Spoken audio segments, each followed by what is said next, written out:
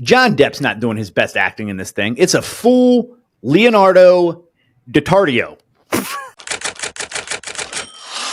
I love this movie, and I will watch it over and over and over again. It's got Johnny Depp in it. He's a great actor. Oh, my God. I knew you were going to do this one. It's What's Eating Gilbert Grape, and I like it because Leonardo DiCaprio, who would later win an Oscar and be nominated several times, played a full retarded person. And I got to tell you, that's very, very entertaining to me. John Depp played his older brother who was helping him, whether it was get in a car or eat a peanut butter sandwich. He couldn't do anything. He was fully retarded, both mentally and physically. He had tics and he couldn't move his arms. He did all the things you would pretend as a child if you said somebody was handicapped or retarded and you would do this. He literally was doing those in the movie over and over again. And people thought, what a great acting job. And I thought to myself, someday there's going to be a movie and a white man's going to be in blackface. And he's going to say, everybody knows you never go full retard. And he's going to be talking about What's Eating Gilbert Grape. It's a guilty pleasure because of why I like it. I can't believe you like this movie just because of that, though. It's a full Leonardo DiCaprio. There's only so many retarded roles. That's true. Peter Dinklage is doing well. I mean, making roles for himself as a shorter American. Yeah, he's not retarded. Anyway, moving right along. He's short. He's not retarded. I saw this movie in theaters 3 times. Julia Roberts, Cameron Diaz, and my best friend's wedding. Rupert Everett. And who was the other guy? Who was the good-looking dude? Dermot Mulroney. Thank you for knowing those names. From the moment I wake up to when I put on my makeup. This movie is so bad. You should be actually slightly mortified. Well, Julia Roberts was at the height of her sweetheart, like America's sweetheartedness. And you know what? I'm not saying she's a great actress. I'm not saying she should have won an Academy Award, but she was endearing. And then you've got caught her in her 2 years of super cuteness, Cameron Diaz. She gets all feisty and there's like a girl fight and you're thinking to yourself, I don't know who to root for here. You know, I don't know who to root for. It's my best friend's wedding. You're in it for the girlfriend. You're in it for the girl. Like in real life, I'm rooting for Cameron Diaz. I find her more attractive, and I want her to win. And in my head, the winner gets Dirk. I think this movie is. I think this says a lot about. Like, you need to take this to the therapist, and like you guys need to unwrap this. I have. Yeah. He now watches it every Thursday. Oh my gosh, it's like a cult. Sorry, Ed.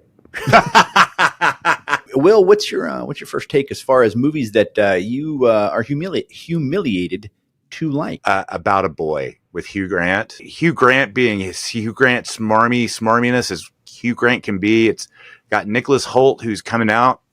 Big ups for new Lex Luthor. Nicholas Hoult. Yeah, I'm seeing you. It's got Daniel Craig's wife in it. Rachel, I can't think of her name. Craig? That's not her. You'd think if those Hollywood types would follow good Christian morals.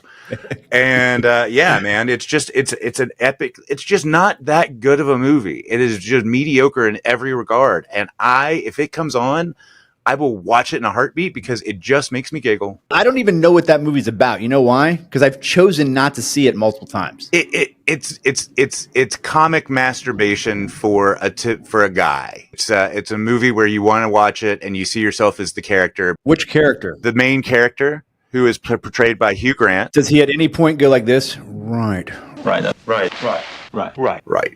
If somebody said pick a movie title to stop guys from seeing it, I would say About a Boy. Well, that in and of itself, I hadn't really gone into that direction yet, but now I just feel like a big old pedo for even bringing it up. About a Boy should be the title of the history of the Catholic Church between 1990 and 2010. Let's move on. Here's one from the past, a little blast from the past. We all remember him from Die Hard. I remember him as a small child from one of my favorite movies, top 10 movie, Look Who's Talking. That movie's so bad. It's got John Travolta in it, real good. Kirstie Alley doing her best rom-com with John Travolta, trying to make a comeback. Wouldn't happen until Pulp Fiction.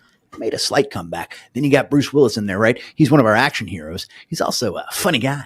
So what he's doing is he's playing the voice of this kid. Okay? Now this kid's getting into all kind of shenanigans with John Travolta as John Travolta tries to make himself available to Kirstie Alley. Seems like he's got a bit of a crush on her.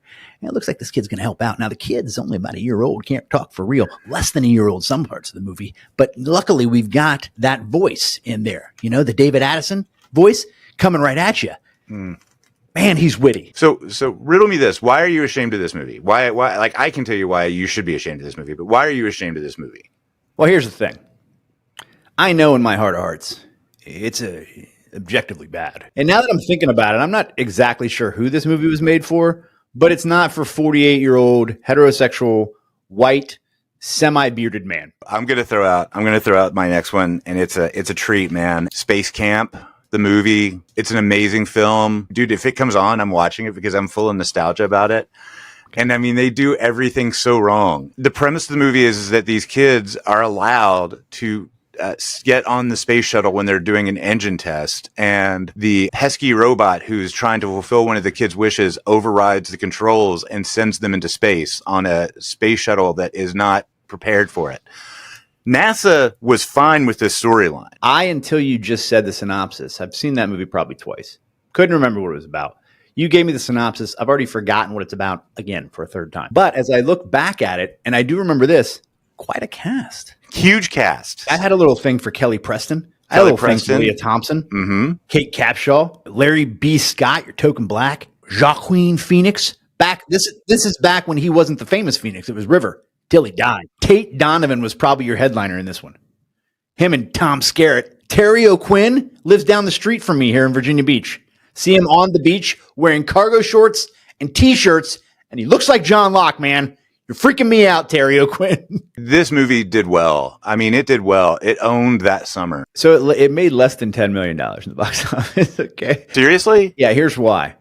It came out right after Challenger exploded.